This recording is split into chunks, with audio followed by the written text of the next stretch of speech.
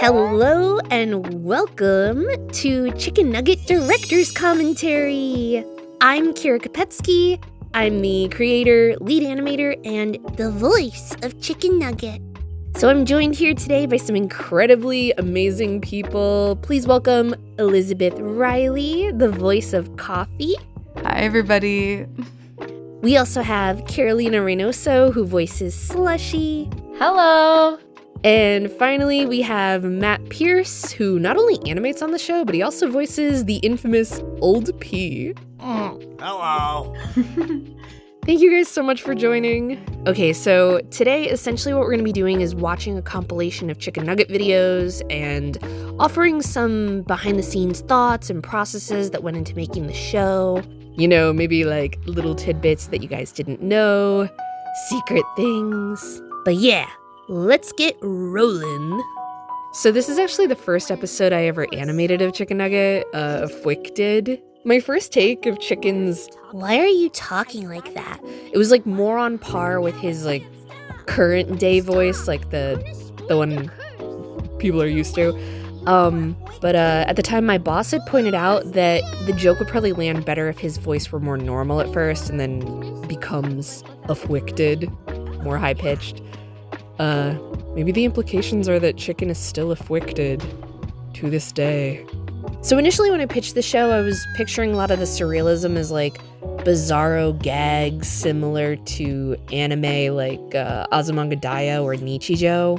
I know we do like a lot of creepy episodes. This man though, so disturbing. It's the feet for me. The feet freak me out the most, I think. It's awful.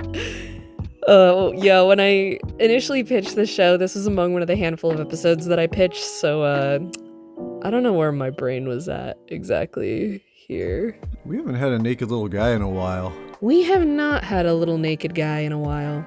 Whenever we have characters that are like a little too human-like, I know it confuses the audience because it's meant to be a world populated mostly by like little animals. So a lot of the human designs are for like gag purposes, cartoon logic. I know it doesn't exactly line up lore-wise. I'm sorry. Ice cream! I love this creepy little forest clearing that they live in. Their home's in a burrow there somewhere, and it's very pink. I think Nate voiced this demon. He also voices Ice Cream. Very talented. We used to pitch up Nate's Ice Cream voice recordings, but he'd said he's been voicing Ice Cream for so long now that his voice can actually hit pretty close to that register.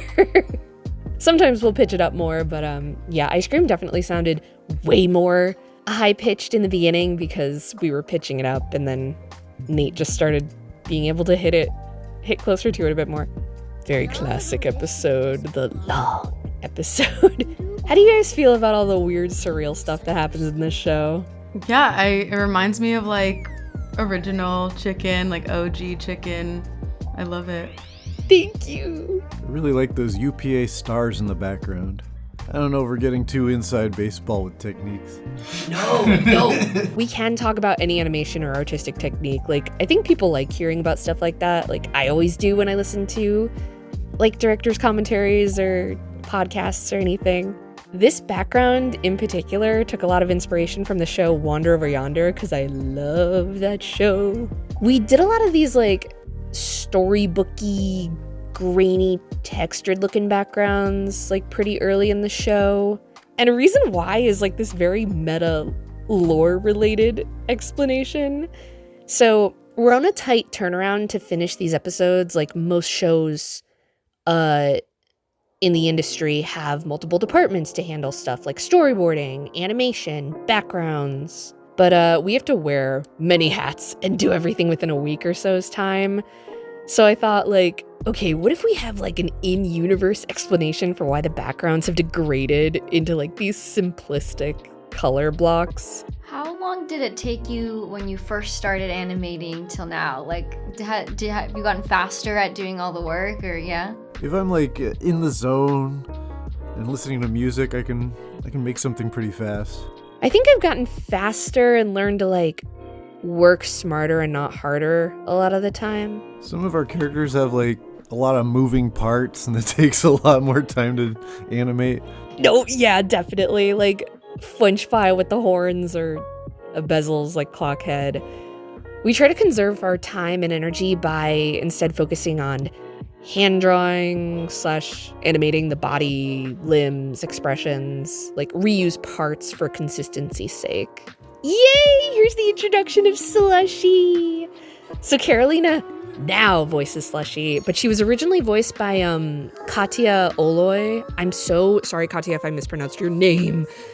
But yeah, Katya is amazing. She used to work at BuzzFeed, but she'd left at one point in time. So BuzzFeed wanted to hire at the time more internally. So I'd put out a casting call amongst the studio for Slushi, and Carolina just nailed it. Thank you. Oh my god. I love being Slushi. I feel like there's so many people that I'm friends with online now because they love Slushi so much. That makes me so happy to hear. And it's cool because like my cousins, I didn't know this, but they were fans of like Chikn Nugget before. I remember one time it was my grandma's birthday, and I think this episode, or not this episode, but like my first time as Slushi had just come out, and she's scrolling through YouTube, and she's going through the Chikn Nugget account, and I go, "Do you know who that is?" Like pointing to Slushi, and she was like, "It's Slushi," and I was like, "That's my voice," and she was looking at me, she's like, "No, it's not. Like this is Slushi. Like that's not you." So that was a really cool moment for me too. Dude, everyone is so sweet. Like, I'm so thankful for everyone that watches the show. So yeah, first few Slushi episodes are voiced by Katya, and Carolina's first time taking over as Slushi is coming up. Oh, this episode was animated by Allie. Allie was like the first and only other animator that was working alongside me on Chikn when we first started. It was so hard because up until recently, I kind of took on the brunt of most of the work, like writing, animating music, and sound effects. But I kind of started to having to delegate more, and now me and the 3 other animators on the show all see our episodes through from like animatic to post, which is kind of nice. I'm not sure why you didn't delegate that to me sooner. Well, I felt bad because I knew it was helpful to everybody, but like I'd gotten so used to the process, so I just kept doing it up until it was like a bit too much, and I was staying up all night compositing episodes like the day before they were supposed to go up. But no, it's also nice because like you guys get to carry out your episodes from like animatic to post. It's fun going through like the sound libraries and finding stuff that doesn't seem like it should fit, but you know, it works. Yeah, we used these licensed sound and music libraries, Storyblocks and Audio Network, but then BuzzFeed switched to one called Epidemic Sound, which is nice because they have both like sound effects and music. So if you're wondering why Slushy's little theme that plays when her episodes appear is absent in the recent Slushi episodes, is because we don't have the license to it anymore. Oh, here's Fwench Fwy's introduction. So what happened was Christina V had reached out to me on Twitter and asked if she could be on Chikn Nugget, and I was like, yes, oh my gosh, of course. So I cast her as Fwench Fwy, and then Dawn Bennett and Kellen Goff had also reached out at separate times on Twitter too, and I cast them into the show as well. So we finally got to have people on the crew that weren't just BuzzFeed employees strictly, which was so nice. It just like opened up so many doors. I do also really love these backgrounds. Thank you. Oh, here it is. Carolina, this is your first time voicing Slushi. Oh my god! That's crazy. Do you remember recording this one? You know what? Honestly, I don't remember, but was this when we were still in the other office and we had the nicer VO? I mean, this is a nice VO booth, but the other one was like, I feel like a proper like booth. Like the whole place was like soundproof and like everything. Yes. No, yeah, it was really cool. I've always wanted to be an animated character, so this was wild. Dude, thank you so much for being Slushi. Like, you've done such an amazing job, and it's really funny because, like, I think out of all of us, our normal speaking voices are, like, pretty different from the characters we voice.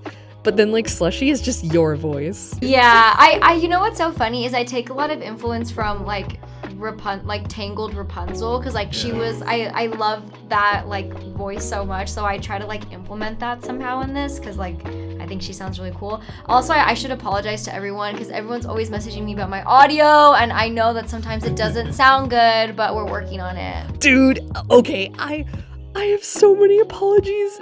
I am so sorry to everyone who watches Chikn Nugget about the audio.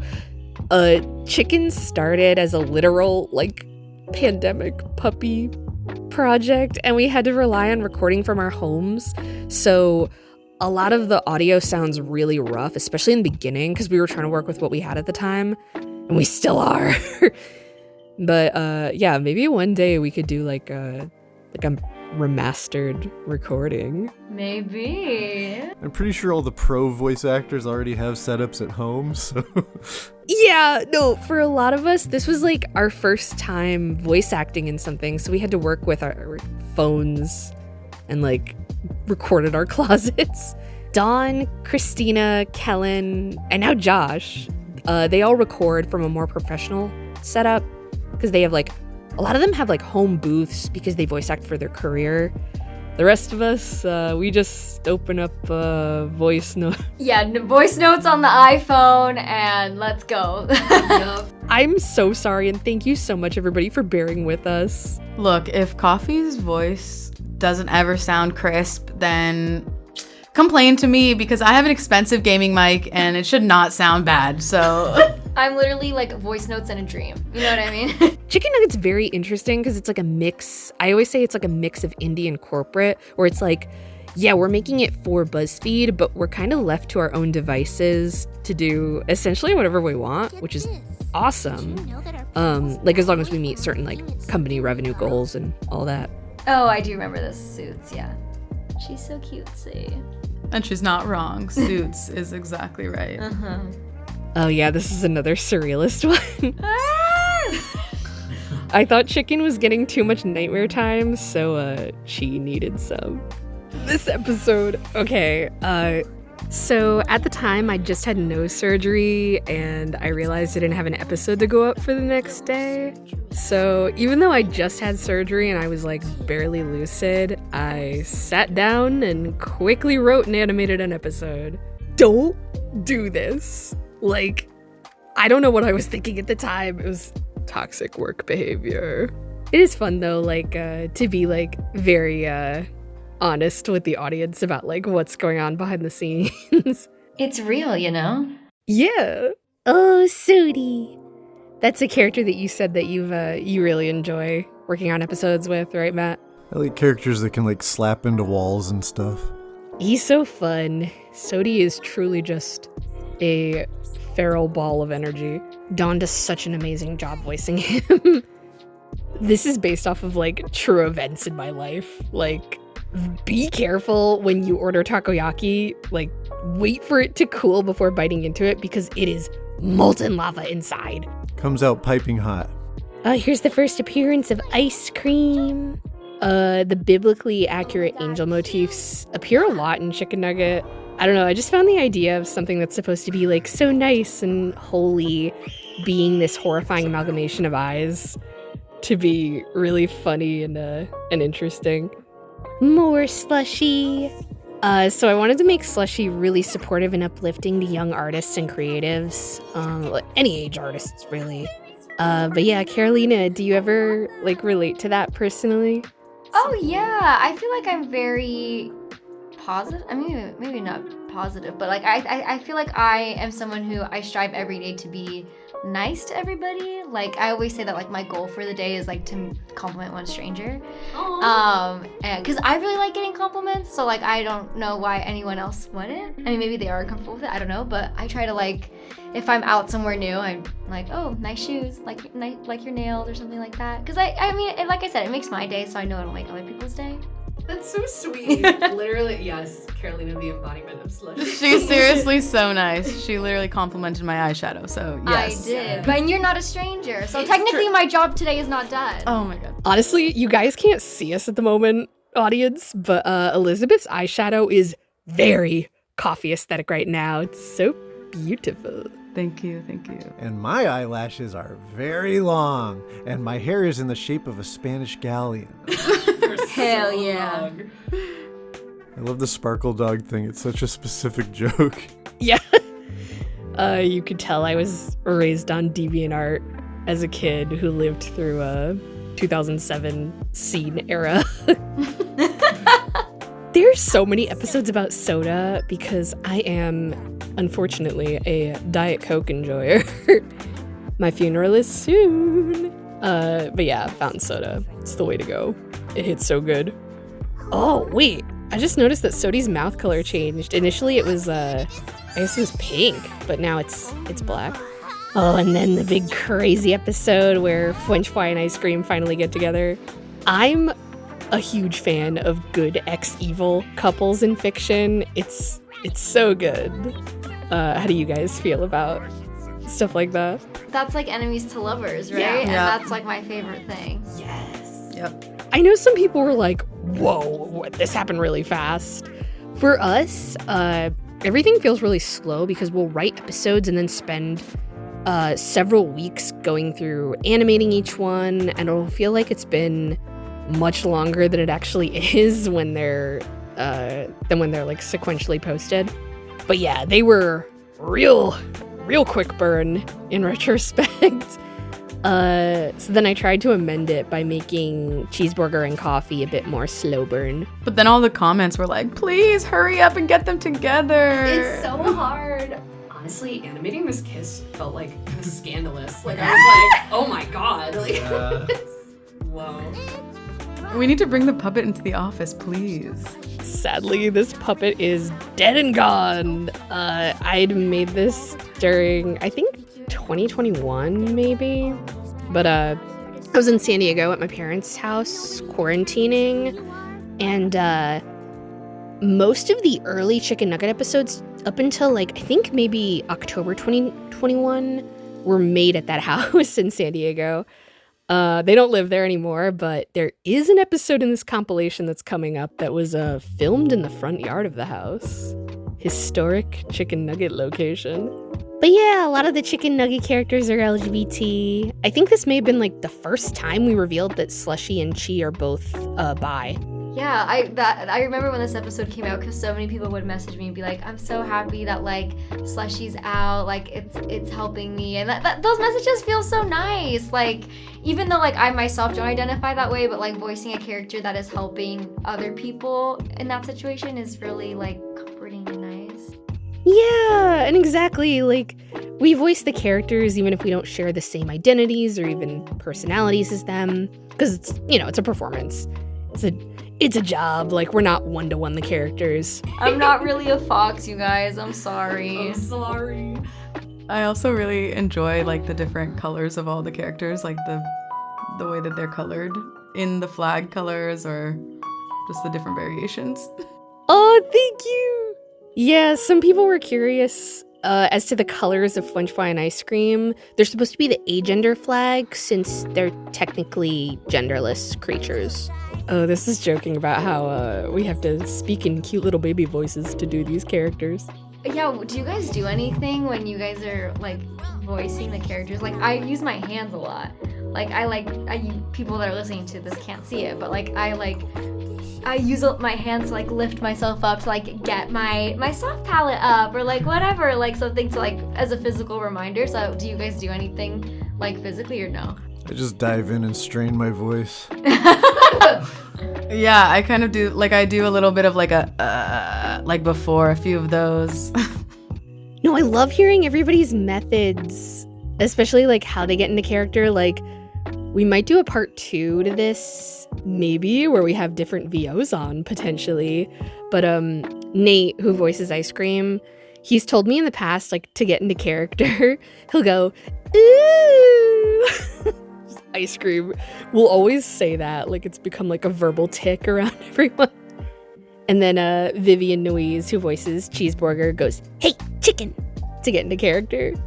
I have to talk in like this pretty quiet, soft voice for Chicken, and it's like the way I would speak to like an animal. It's probably so frightening to hear me through the walls just doing the chicken voice. I live with a bunch of people, so recording audio is a little bit harrowing. Speaking of voices, Santa Claus here is voiced by my dad, Chikn Kupetsky. What? Every year near Christmas time, he's like, can I reprise my role as Santa? Oh yeah, okay, so like I said before, this was filmed at my parents' house. This is the episode. So whoever lives there now, historic tree, Get them a plaque. chicken nugget and cheeseburger sat here in After Effects on this very tree. That's crazy. Oh, it's Cofi's first episode. The way that her wolf silhouette moves is inspired a lot by the wolf in the music video for the Mika song Lollipop, if anyone's ever seen that. Elisabeth, how'd you feel about being Cofi for the first time? Oh, it was so much fun. I love Cofi. I'm definitely more on the, I don't know, would you say goth side or like the dark side of things? So I definitely love her and her style. I get a lot of, can you say the line? Can you say the I'm a little freak line a lot? Just from this one episode a lot. So, but it's so much fun seeing it come to life. My family's like so supportive and so into it. They want to buy like everything from Cofi, like anything that comes out. That's so sweet. Oh, thank you guys. No, you are perfect for Cofi because you too are goth. But I remember when I first created her and I put out a casting call and Dawn and Christina tried auditioning for her. Don't look so scared. I don't bite. Hard. Yeah, I'm a little freak. I don't fit in. I'm a lone wolf. I'm cringy as heck, and I like it that way. But I'd unfortunately felt their takes on her were just a bit too similar sounding to Fwench Fwy and Sody, although they were amazing as always. But then Elisabeth tried it out and I was like, boom, perfect, you got it. Perfect. I was actually really shocked. I think like I sent like a Slack and I was like, here, if you want any more auditions, here is my take, but literally no pressure. And then Kyra just came back and was like, oh my gosh, this is exactly what I want. And I was like, wait, what? You don't have to be nice about it, like, please. Dude, you did so amazing. Oh, we're getting into Matt's famous Sody wrestling arc. Matt, do you want to talk a little bit about this? Yeah, I was super into wrestling at that moment. It's what got me through the lockdown. Yes, the whole Sody wrestling arc is all thanks to Matt. Hot Sauce! He's voiced by the amazing Nick Butera, who's like one of the sweetest people in animation that you will ever meet, which is so funny because Hot Sauce is like, he's such a terror. When I'd first cast Iscream, both Nick and Nate sent me takes. You guys are silly. Oh, that's just so wonderful. Someday, we're all gonna die. I have lots of hobbies. Flower picking, hippity-hoppiting, blood rituals, you know. And I ended up going with Nate's, but I was like, hey Nick, I do have this other character who's a squirrel. Do you want to do that voice for him? I think this was early in Hot Sauce's face turn, where he kind of, he went from being kind of a little stinker pseudo-bigot to, you know, a regular cast member. Yeah, I was really surprised so many people liked him, but yeah, it's nice to see him get like a little bit of a redemption. I think this is my first one. It is! This was the first episode Matt ever animated. How'd you feel? I was still figuring out the workflow at this point, so some of the head shapes look a little weird. No, it's always hard in the beginning, and then later you settle into the art style. Like, you can notice that on a lot of cartoons, how the first season usually looks a little bit different from the rest as the artists ease into drawing the characters. Cofi being a little freak. Always. This episode makes me laugh. Cofi just keeps terrorizing Iscream. Oh, the big one. The event that set the dominoes into motion of Chicken's dark descent. Cofi complimenting Chee's dress. The funny thing about this episode is when I made it, I didn't make it with romantic subtext necessarily in mind. It was just like Cofi being sweet and nice despite like her kind of steely exterior. But everybody had such a sweet reaction to these two and was like rooting for them to get together, so I made them canon. Actually, do you want to know a secret? It was supposed to be originally Cofi and Slushi who got together, and they'd be iced coffee. Oh my god! I didn't know that. Wait, I didn't know their ship name was gonna be Iced coffee is crazy. Rip iced coffee. You were a top tier ship name.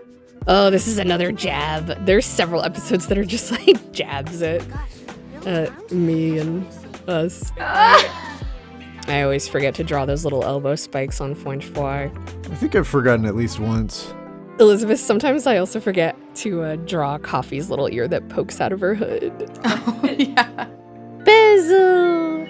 Bezel's so funny as a character because, like, I've always found it really funny when a cartoon has a pretty uniform cast, and then there's just, like, this one guy who looks nothing like everyone else. Like, they look like they do not belong at all. Like, you have this array of, like, oh, cute little animals, and then just a man. He was very inspired by, if any of y'all have ever been to Las Vegas, there's this place called Omega Mart, and they have this fantastic mascot object head dude named Mr. Omega, and Bezel's design is very inspired by him.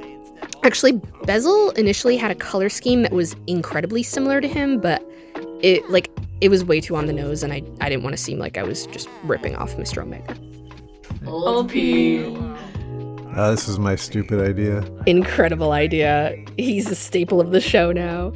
Wasn't it an April Fool's joke? Yeah. Oh no. Okay, this episode. Okay, so there were people who were annoyed that we got a little political and thought this was a reference to like real specific political figures. It's not. This dude's design is more like based off of stereotypical politician, like mayor kind of characters. Like, he's not supposed to be evocative of any sort of real person. Bonding moment for Iscream and Hot Sauce, though, and like the start of their friendship. This is another Matt one. Matt flexing his incredible multimedia abilities. I love it. It's so cute. You did an amazing job. I think I tried doing a particle effect in After Effects with those leaves. Dude, that's so cool.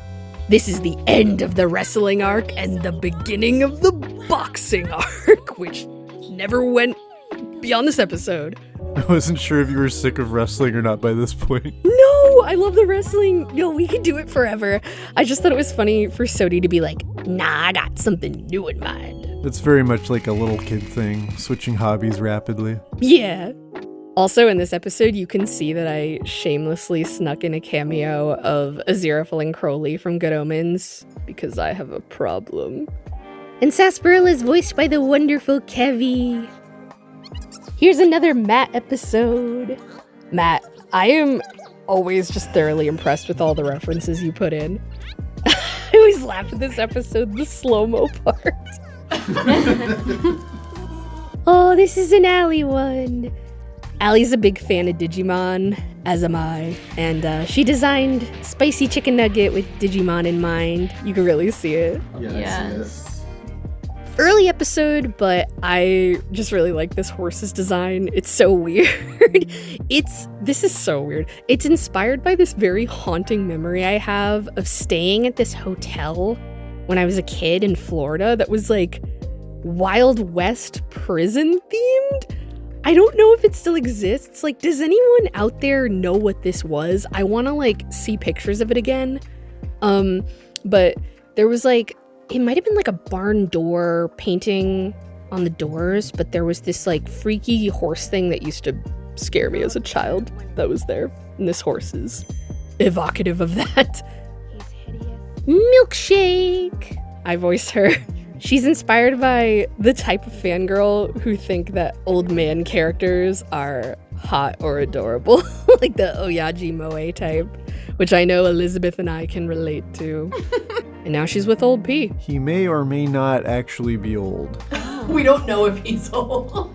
I know I made Slushi to be like this beacon of acceptance and kindness, but I felt really bad because like she will judge Milkshek for her old man desires. And it's because they're best friends. You can only be like that with your best friend, right? That's true. She's concerned about her friend.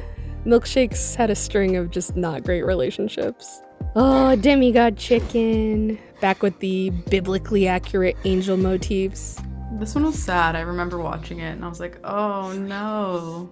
Yeah, a lot of drama in this part of the story. How do you guys feel about, like, cartoons that go from silly to serious? I feel like I know a show that started off really like cutesy and then it went dark, and I don't remember the name of it, but it's not like, it's not weird to me, if that makes sense. Yeah, not too shocking. It's not like, I feel like it flows. It's like a person growing up. Yeah. I feel so bad that the lore felt rushed for people, like went by too quick. We were sort of told to wrap it up at BuzzFeed and get back to the silly stuff, but I'm glad we're being allowed to dive back into the storyline again.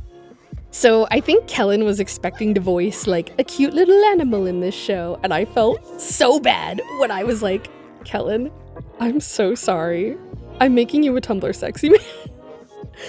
But he actually came up with the name Bezel. And then we got Bearzel, so he did get to be a cute animal after all. But I told him that I'd cast him as the next cute, like, male animal character. So then Onyn Ring, the bat, I was gonna have Kellen play him because I think he said bats are his favorite animal. But Kellen actually said he worried that his take on Onyn might sound too similar to Bezel. But he was like, hey, I have this friend named Josh who's really talented who would be great for this character, which was like so sweet of Kellen to do. So I heard a clip of Josh's voice acting and I was like, sold, perfect. And now Josh is Onyn Ring. And they do such an incredible job as Onyn Ring. Slushy's such a good sport. Oh, okay, I promise these guys are gonna appear eventually. Catsup and Meowster, Chee's siblings. At the time of this, I actually never drank coffee, like when I first voiced the character.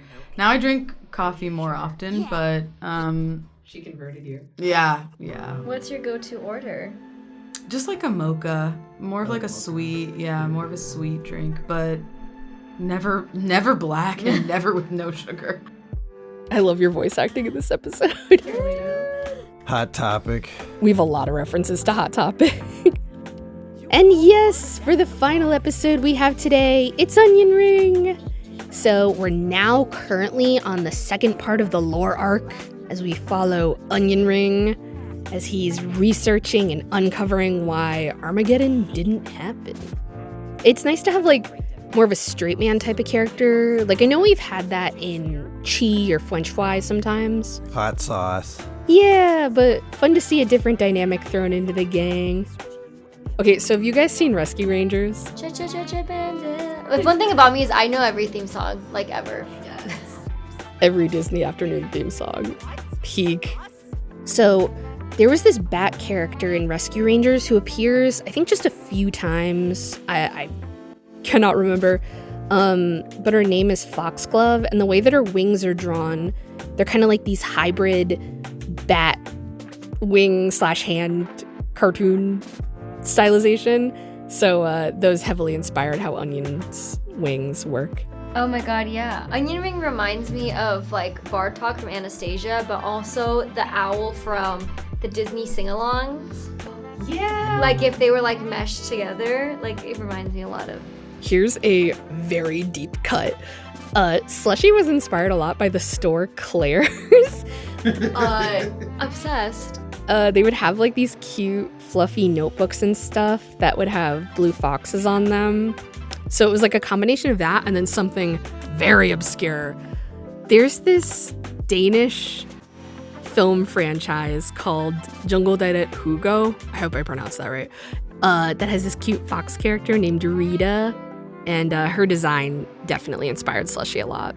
But yeah, thank you guys so much for joining us on this long, perilous, and hopefully interesting journey. Let me know if you want to see more director's commentary. We have more behind the scenes content that's coming soon.